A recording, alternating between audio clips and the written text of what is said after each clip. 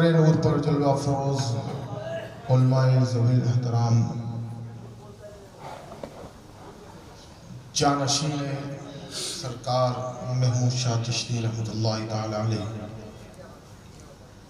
حفاظ اکرام، علماء مساجد، بزرگوں، نوجوان ساتھیوں، اسلامی رشتے کی ماں اور بہنوں، عزیز بچوں، السلام علیکم ورحمۃ اللہ تعالی وبرکاتہ۔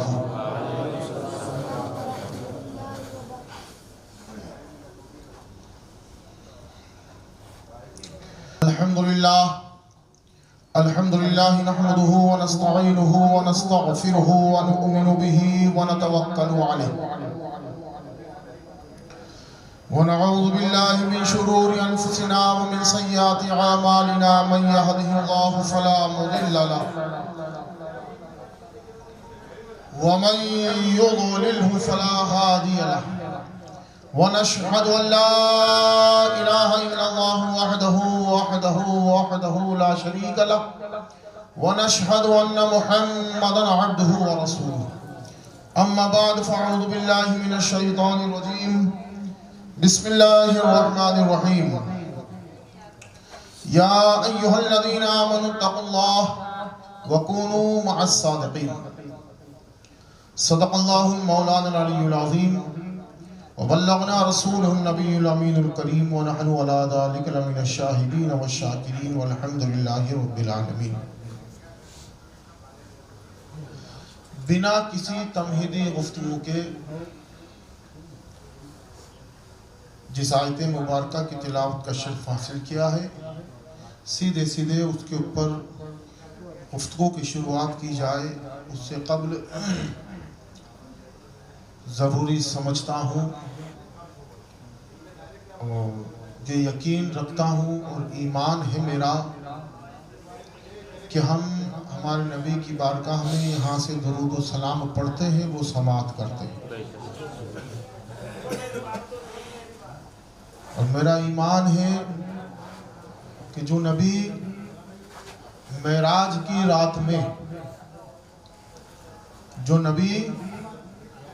معراج کی رات میں لامکہ کی منزلوں میں اپنے رب کے حضور ہوتے ہوئے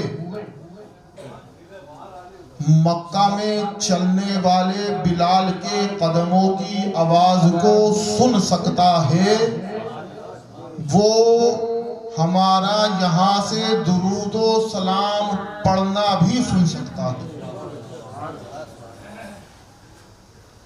کیونکہ میں تو مومن اسی کو مانتا ہوں جو میرے نبی کی مانے۔ اب یہ قول کسی اور کا نہیں ہے، کسی عالم کا نہیں ہے، کسی مولوی کا نہیں ہے، کسی امام کا نہیں ہے، کسی صحابی کا نہیں ہے جس کو دیکھ کر کے صحابی بنا۔ یہ قول ان کا ہے، فرمایا کہ اپنے رب کے حضور میں ہوتے ہوئے اس مقام پر میں نے مکہ میں چلنے والے بلال کے قدموں کی آواز کو سنا۔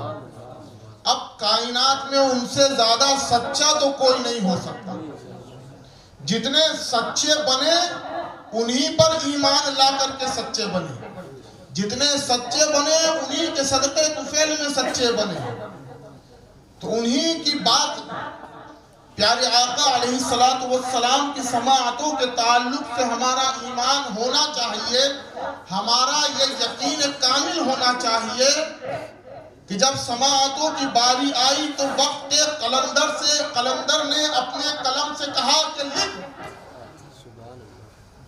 نبی کی سماعتوں کی باری آئی تو وقت کے قلندر نے اپنے قلم سے کہا کہ لکھ، دور و نزدیک کے سننے والے وہ کان، دور و نزدیک کے سننے والے وہ کان لالے کرامت پہ لاکھوں سلام۔ جب سماعتوں کی باری آئی تو اپنے قلم سے کہا کہ لکھ کہ یہاں سے ہم پکاریں وہاں وہ سنیں۔ یہ صرف ہمارا ہی عقیدہ نہیں ہے، کوئی اگر ہمارے عقیدوں کے اوپر انگلی اٹھائے تو میں بارہا کہتا ہوں کہ ہمارے عقیدے ہمارے اپنے بنائے ہوئے نہیں ہیں، ہم نے تو ہمارے پہلوں کے عقیدوں کو دیکھا کہ ہم سے پہلوں کے عقیدے کیا تھے. اب اگر جو ہمارے اوپر شرک و بدعت کے فتوے لگاتے ہیں تو ان سے یہ سوال کر لینا کہ ہم نے تو غریب نواز کے عقیدے کو دیکھا, ہم نے غوث اعظم کے عقیدوں کو دیکھا, ہم نے مولائے کائنات کے عقیدے کو دیکھا, ہم نے ابو بکر صدیق کے عقیدے کو دیکھا. جو عقیدے ان کے ہیں ہم نے وہی عقیدے اپنا لیے. اب تم ہمیں شرک ہمارے اوپر شرک کے فتوے لگاتے ہو تو فتویٰ ہم پہ بعد میں لگانا, پہلے ان کے بارے میں کیا خیال ہے یہ بتا دو تو تمہارے ایمان کا خود بخود پتہ چل جائے گا. کیوں؟ کیونکہ یہ عقیدے رکھنے والے تو وہ لوگ ہیں جن کے لیے قرآن نے کہا رضی اللہ عنہم ورضوا عنہ کہ ان کا رب ان سے راضی ہے اور وہ اپنے رب سے راضی ہے. سبحان اللہ سبحان اللہ. ہم یہاں سے پکارتے ہیں, نبی وہاں سنتے ہیں. یہ عقیدہ رکھنے والے تو وہ ہیں جن کو ہمارے رب نے سلام کہلوایا. اب ان کے بارے میں تمہارے عقیدے کیا ہیں ذرا تم یہ بتا دو, کیونکہ ہم نے تو ان کے عقیدوں کو اپنایا ہے. جب ان کو ہم نے دیکھا, ان کے عقائد کو دیکھا تو ہم نے ان کے راستے پر چل کر کے زندگانی گزارنے کو پسند کیا. کیوں؟ کیونکہ ہندوستان کا بادشاہ ہمیں عقیدہ دے رہا ہے, ہمیں عقیدہ دے رہا ہے کہ نبی سنتے ہیں. تو اسی عقیدے کے اوپر یقین کرتے ہوئے, اس کو ایمان جانتے ہوئے مل کر کے بارگاہ رسول کونین کے اندر درود پاک کا نذرانہ عقیدت پیش کریں. بآواز بلند پڑھیں اللہم صلی علی سیدنا و مولانا محمد وعلی آل محمد بارک وسلم صلی علیہ وسلم وسلم علیکہ یا رسول اللہ صلی اللہ علیہ وسلم.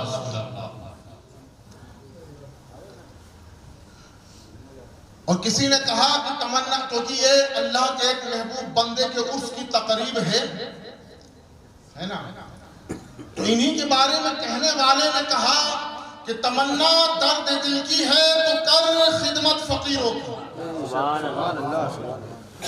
تمنا درد دل کی ہے تو کر خدمت فقیروں کی, کہ نہیں ملتے یہ گوہر بادشاہوں کے خزینوں میں, نہیں ملتے یہ گوہر بادشاہوں کے خزینوں میں.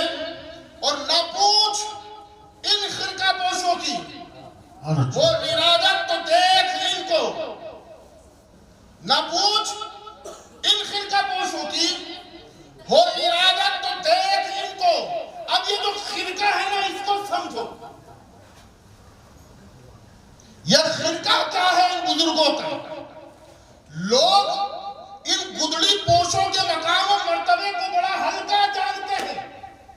میں کہتا ہوں اللہ کی بارگاہ میں ان اللہ والوں کا مقام و مرتبہ تو بہت بلند و بالا ہے, لیکن جو گدڑی یہ اپنا کر کے رکھتے ہیں, جو کمبل یہ اپنے پاس رکھا کرتے ہیں, ہشت بہشت کی روایت کو آپ اٹھا کر کے دیکھو. اب یہ قول لکھنے والی ذات کا نام ہے عطا رسول, خواجہ خواجگان, جن کے تن قدم سے آباد ہندوستان میں مسلمان. نہ پوچھ ان خرقہ پوشوں کی کہ ان کے جو خرقے ہیں وہ کیا مقام و مرتبہ رکھتے ہیں. یہ تو میدان محشر کے اندر پتہ چلے گا. جو لوگ ان کے خرقوں کو, ان کو حقارت کی نظروں سے دیکھتے ہیں, ان کا مقام و مرتبہ کیسا مرتبہ ہے کہ سرکار غریب نواز نے ہشت بہشت کے اندر لکھا ہے. اور اس قول کو لکھنے والی ذات کا نام ہے بختیار کاکی. ہشت بہشت وہ کتاب ہے, ہشت بہشت وہ کتاب ہے جو سلسلہ چشتیہ کے بزرگوں نے. اب کس نے کس کے بارے میں لکھا اس کتاب میں, تو سنو پہلے کس نے کس کے بارے میں لکھا. ہشت بہشت کی پہلی جلد, پہلا باب, سرکار عثمان